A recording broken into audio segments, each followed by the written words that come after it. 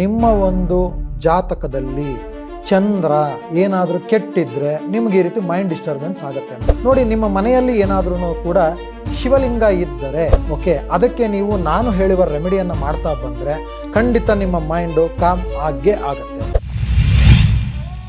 ನಮ್ಮ ಕನ್ನಡ ಯೂಟ್ಯೂಬ್ ಚಾನಲ್ನ ವೀಕ್ಷಕರೆಲ್ಲರಿಗೂ ಡಾಕ್ಟರ್ ಶಾಂತಕುಮಾರ್ ಗುರೂಜಿ ಮಾಡುವಂತಹ ನಮಸ್ಕಾರಗಳು. ಈ ದಿನ ಪ್ರತಿಯೊಬ್ಬರಿಗೂ ಕೂಡ ಈ ಡಿಸ್ಟರ್ಬೆನ್ಸ್ ಅನ್ನೋದು ಇದ್ದೇ ಇರುತ್ತೆ ಅಲ್ವಾ? ಯಾವ ಥರ ಡಿಸ್ಟರ್ಬೆನ್ಸ್ ಇರುತ್ತೆ?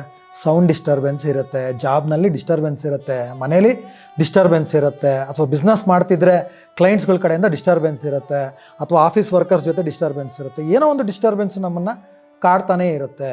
ಮತ್ತು ಎಷ್ಟೋ ಜನ ನೀವು ನೋಡಿ, ಬೆಳಗ್ಗೆ ಎಷ್ಟು ಫಾಸ್ಟಾಗಿ ಹೋಗ್ತಿರ್ತಾರೆ ಅಂದರೆ ಅಲ್ಲಿ ಸಿಗ್ನಲ್ ಬಿದ್ದರೂ ಕೂಡ ಅವ್ರು ಏನು ಮಾಡ್ತಾರೋ ದಾಟ್ಕೊಂಡು ಹೋಗ್ತಾರೆ, ನುಗ್ಕೊಂಡು ಹೋಗ್ತಾರೆ, ಇನ್ನೇನು ಆಕ್ಸಿಡೆಂಟ್ ಆಗೇ ಹೋಯ್ತು ಅನ್ನೋ ರೀತಿಯಲ್ಲಿ ಕೂಡ ಅವರು ಗಾಡಿಗಳನ್ನು ಅವರು ಓಡಿಸ್ತಾ ಇದ್ದಾರೆ.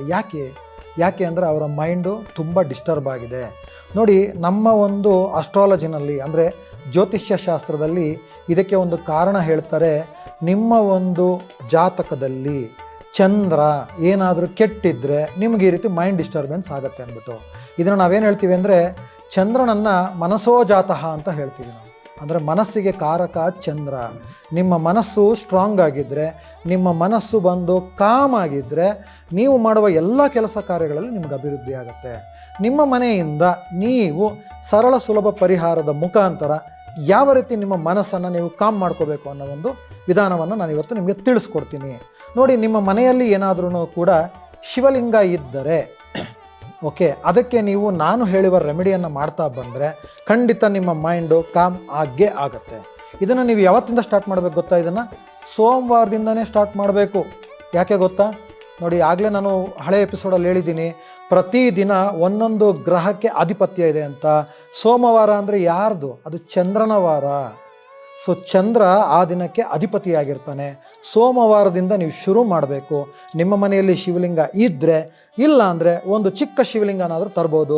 ಶಿವಲಿಂಗ ತರಬೇಕು ಅಂದರೆ ದೊಡ್ಡದೆಲ್ಲ ತರಬೇಡಿ. ಯಾಕೆಂದರೆ ಯಾವುದೇ ಒಂದು ವಿಗ್ರಹ ನೀವು ಮನೇಲಿ ಇಡಬೇಕಂದ್ರೆ ಒಂದು ಮ್ಯಾಕ್ಸಿಮಮ್ 2-2.5 ಇಂಚು, ಮ್ಯಾಕ್ಸಿಮಮ್ 3 ಇಂಚು ನಾವು ಹೇಳಲ್ಲ, ಅಷ್ಟು ಇದ್ರೆ ಸಾಕು. ಒಂದು ಚಿಕ್ಕ ಶಿವಲಿಂಗ ತಗೊಳ್ಳಿ. ಅದರಲ್ಲಿ ಸಾಧ್ಯವಿದ್ದರೆ ನೀವು ಅದಕ್ಕೆ ಒಂದು ಕ್ರಿಸ್ಟಲ್ ಕ್ವಾರ್ಟ್ಸ್ ಅಂತ ಬರುತ್ತೆ, ನೋಡಿದಿರಾ ನೀವು? ಯಾವುದು ಸ್ಫಟಿಕ ಮಣಿಯಿಂದ ಮಾಡಿರುವಂಥ ಶಿವಲಿಂಗ ಇರುತ್ತೆ. ಆ ಥರದ್ದಿದ್ರೆ ತೊಗೊಂಬನ್ನಿ. ಅದನ್ನು ತೊಗೊಂಡು ಬಂದು ನಿಮ್ಮ ಮನೆಯಲ್ಲಿ ಸೋಮವಾರದಿಂದ ನೀವು ಶುರು ಮಾಡಬೇಕು. ಏನು ಮಾಡಬೇಕು ಅಂದರೆ ಜಲಾಭಿಷೇಕ ಅಂತ ನಾವು ಹೇಳ್ತೀವಿ. ನೀವು ದೇವಸ್ಥಾನಗಳಲ್ಲಿ ಎಷ್ಟೋ ಥರ ಅಭಿಷೇಕಗಳನ್ನ ಮಾಡ್ತಾರೆ, ನೋಡಿದ್ದೀರಲ್ವ? ನಿಮ್ಮ ಮನೆಯಲ್ಲಿ ನೀವು ತುಂಬ ಸುಲಭವಾಗಿ ಮಾಡಿ. ಏನಿಲ್ಲ, ಇದಕ್ಕೇನು ಪ್ರೊಸೀಜರ್ಸ್ ಇಲ್ಲ. ಇದು ಏನು, ಶಿವನನ್ನು ಧ್ಯಾನ ಮಾಡ್ಕೊಳ್ಳಿ, ಚಂದ್ರನನ್ನು ಧ್ಯಾನ ಮಾಡ್ಕೊಳ್ಳಿ. ನನ್ನ ಒಂದು ಮನಸ್ಸು ಕಾಮ್ ಆಗಬೇಕು ಅಂತ ಅಂದ್ಬಿಟ್ಟು ಫಸ್ಟ್ ಕೇಳಿ, ಅದಕ್ಕೆ ಸಂಕಲ್ಪ ಮಾಡ್ಕೊಳ್ಳಿ. ಒಂದು ಇದು ಬರುತ್ತೆ ಗೊತ್ತಾ, ಪಂಚಪಾತ್ರೆ ಉದ್ಧರಣೆ ಅಂತ. ಆ ಪಂಚಪಾತ್ರೆ ಉದ್ಧರಣೆಯಲ್ಲಿ ನೀರು ಇಟ್ಕೊಂಡು ಒಂದೊಂದು ಉದ್ಧರಣೆ ನೀರನ್ನು ತಗೊಂಡು ಶಿವಲಿಂಗದ ಮೇಲೆ ನೀವು ಏನು ಮಾಡಬೇಕು? ಅಭಿಷೇಕವನ್ನು ಮಾಡ್ತಾ ಓಂ ನಮಃ ಶಿವಾಯ, ಓಂ ನಮಃ ಶಿವಾಯ ಅಂತ ಹೇಳ್ತಾ ಬರಬೇಕು. ಇದು ಮಿನಿಮಮ್ 21 ಸರಿ ಹೇಳಬೇಕು. ಸಾಧ್ಯವಿದ್ದರೆ 108 ಸರಿ ಹೇಳಿ ಅಂತ ನಾನು ಹೇಳ್ತೀನಿ ಇದನ್ನು. ಈ ರೀತಿ ನೀವು ಪ್ರತಿನಿತ್ಯ ಮಾಡ್ತಾ ಬನ್ನಿ.